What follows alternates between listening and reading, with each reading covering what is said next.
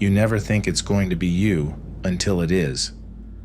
I was just another girl in the world, just another face in the crowd, until one night changed everything. That night, I came face to face with the abyss, and I was swallowed whole. What I'm about to tell you isn't just a story. It's a nightmare, a waking nightmare. If you're listening, I need you to know, monsters are real, and they wear the faces of men. They hide in plain sight, waiting for someone like you, or like me. My name is Shannon, and this is my story. I was 18 when it happened. I was fresh out of high school, thinking the future held endless possibilities. Or so I thought.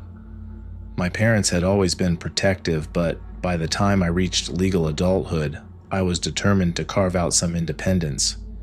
That's what being young is all about, taking risks, learning, living. But what I didn't know, what I couldn't have known, is that my thirst for freedom would nearly cost me everything. It was a Friday evening in late October 2008. The air was crisp, and I was on my way home from a friend's party, a small, casual gathering in a neighborhood I knew well. The sun had dipped below the horizon hours ago, leaving the streets cloaked in darkness, except for the occasional flickering streetlight. I remember the sound of my boots clicking against the pavement, the echoing rhythm, the only thing breaking the silence of the night. My car was parked a few blocks away, down a side street that was quieter, less traveled. I didn't think much of it. It wasn't the first time I'd walked alone at night, and it wouldn't have been the last if things had gone differently. I was halfway to my car when I first noticed him. A shadow of a figure, barely perceptible at first. I glanced over my shoulder, but he was just a silhouette under a dim streetlight, too far away to make out any details. My gut told me to be cautious, but I kinda just brushed it off. I was in a familiar neighborhood. I was safe. But as I continued walking, so did he. His pace matched mine, and no matter how many times I looked back, he was always there, just far enough behind to keep me nervous. I started to have a really bad feeling, and I picked up my pace. The sound of my boots quickened, but so did his. By the time I reached my car, my hands were shaking. I fumbled with my keys, feeling like I could barely breathe. I could feel him getting closer. His presence was filling me with fear. I managed to unlock the door and threw myself inside, locking it behind me with trembling hands. For a moment, I thought I was safe. For a moment, I let out a breath of relief. But that's when everything went dark. I woke up to the smell of dirt and metal. The taste of blood in my mouth was sharp, and my head throbbed with a dull, insistent pain. It took a few seconds for my eyes to adjust to the dim light filtering in from somewhere above me. When I tried to move, I realized I couldn't. My hands were bound behind my back, my legs tied at the ankles. Panic surged through me. I was in a trunk.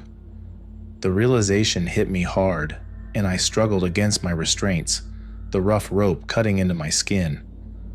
My mind raced, trying to piece together what had happened, but all I could remember was getting into my car and then nothing, just darkness. The car hit a pothole or something, bumping me against the hard, unforgiving metal. My head thudded against the side of the trunk, and I bit down on my lip to stifle a cry of pain. I couldn't let him hear me. Whoever he was, I couldn't let him know I was awake. I closed my eyes, focusing on the steady rhythm of my breathing. In and out, in and out.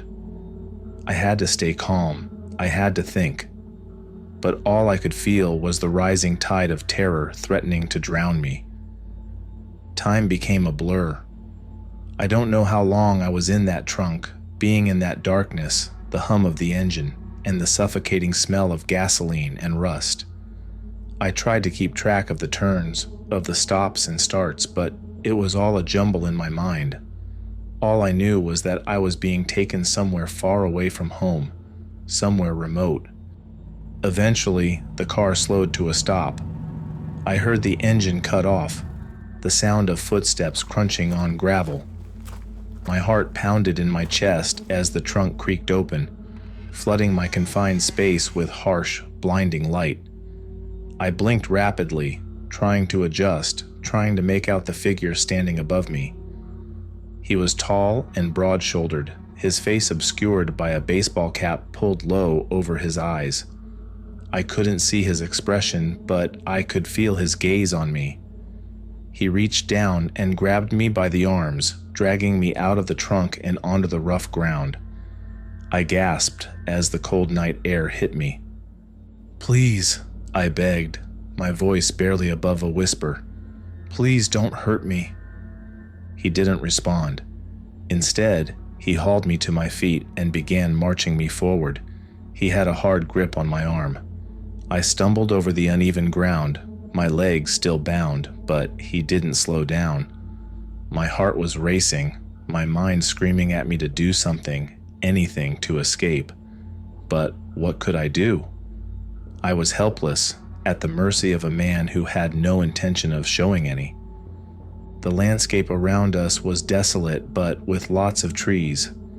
I could see nothing but shadows stretching out in all directions, the faint outline of trees all around me.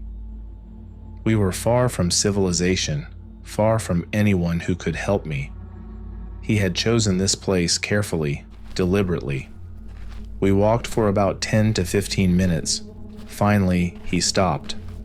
I stumbled forward, nearly losing my balance, but his grip on my arm kept me upright. Without a word, he shoved me to the ground. I landed hard on my knees, the impact sending a shockwave of pain through my body. Before I could react, he was on top of me, pressing something cold and sharp against my neck. A blade. "Don't scream," he growled. "If you scream, I'll end you here and now." I nodded frantically, tears streaming down my face. The blade pressed harder against my skin, a thin line of fire where it cut into me. I could feel the warmth of my own blood trickling down my neck, and the terror that had been simmering inside me exploded into full-blown panic. But I didn't scream. I couldn't. I knew that if I did, it would be the end. He kept the blade against my throat as he rummaged through his bag with his free hand, pulling out a roll of duct tape. The sight of it sent a fresh wave of fear crashing over me. He ripped off a piece and slapped it over my mouth, silencing any hope I had of calling for help. Then he grabbed another length of rope, binding my wrists even tighter before moving on to my legs, securing them together with brutal efficiency. I was completely immobilized, unable to move, to speak, to fight back. All I could do was stare up at him, my eyes wide with fear, pleading for mercy. But there was no mercy in his gaze, only cold, detached calculation. He leaned in close, and I could feel his breath against my face. "I've been watching you," he said in a low, creepy voice. "You're perfect."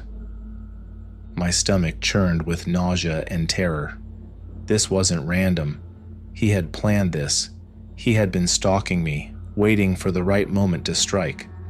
And now, he had me exactly where he wanted me. I tried to scream, but the tape muffled my cries, turning them into pathetic, muted whimpers. He smiled at my futile attempts, a twisted, sickening grin that made my blood run cold. Then, without warning, he stood up and walked away, leaving me lying on the cold, hard ground. For a moment, I dared to hope that he was leaving me, that this was some kind of sick game and he was done with me. But the hope was short-lived. He returned a moment later, holding something in his hands, a shovel. My heart nearly stopped. He didn't say a word as he began to dig. The sound of the shovel cutting into the earth was the only thing breaking the silence of the night. I watched in horror as the hole grew deeper and deeper. my mind screaming at me to move, to fight, to do something. But I was paralyzed by fear, my body locked in place by the restraints and the overwhelming terror that gripped me. This was it. This was where my life was going to end. He finished digging and tossed the shovel aside, wiping the sweat from his brow with the back of his hand. Then he turned to me, his eyes cold and dead, devoid of any emotion. He reached down and grabbed me by the arms, dragging me closer to the edge of the grave he had just dug. The smell of fresh dirt filled the air, mingling with the metallic tang of blood on my lips. I could barely breathe, the terror constricting my lungs like a vice. He hoisted me up with surprising ease. My body was limp, my muscles refusing to respond to my desperate pleas for escape. I could only watch in helpless horror as he lowered me into the shallow grave, the cold earth crumbling beneath my weight. As he began to shovel dirt over my body, a primal fear surged through me. The suffocating weight of the soil pressed down on my chest, filling my mouth and nose with gritty dust. I was being buried alive. The realization hit me hard and fast. This was it. This was how my life was going to end, alone, in the dark, beneath the earth. But then something inside me snapped. A surge of adrenaline shot through my veins, igniting a fire inside of me. I wasn't ready for my life to be over. Not like this. Not at the hands of this monster. With every ounce of strength I had left, I began to thrash against my restraints, twisting and turning in a desperate bid to free myself. My efforts only seemed to enrage him. He paused his work, glaring down at me with a look of cold fury. "Stop moving," he yelled, the shovel poised above me like an executioner's blade. But I couldn't stop. I wouldn't stop. I clawed at the dirt with my bound hands, kicking at the walls of my grave with bound feet, trying to create just enough space to breathe. He jumped into the hole, his large frame blocking out the sky above me. He ripped the tape off of my mouth as if he wanted to hear what I had to say. But I was frozen with fear and no words came out. He straddled my chest, pinning me down with his weight as he reached for his blade again. The blade reflected in the moonlight, and for a moment I thought this was it, the final blow. But as he brought the blade down toward me, something miraculous happened. I heard the sound of distant voices. It was faint but unmistakable. The voices of people, others talking loudly. The sound was getting closer and closer to us. My captor froze, his head snapping up like a predator sensing danger. Panic flickered in his eyes, and for the first time, I saw fear. He hesitated, his grip on the blade wavering. The voices continued to grow louder and closer. It sounded like a big group of people, walking around and enjoying themselves. He cursed under his breath, realizing that his time was running out. In a frenzied motion, he scrambled out of the hole, abandoning his attempt to bury me alive. He sprinted into the darkness, disappearing into the trees without looking back. I was left alone, half buried in the ground, gasping for air. The realization that I was still alive, that I had somehow survived, was the only thing keeping me conscious. I summoned the last of my strength to cry out for help, over and over.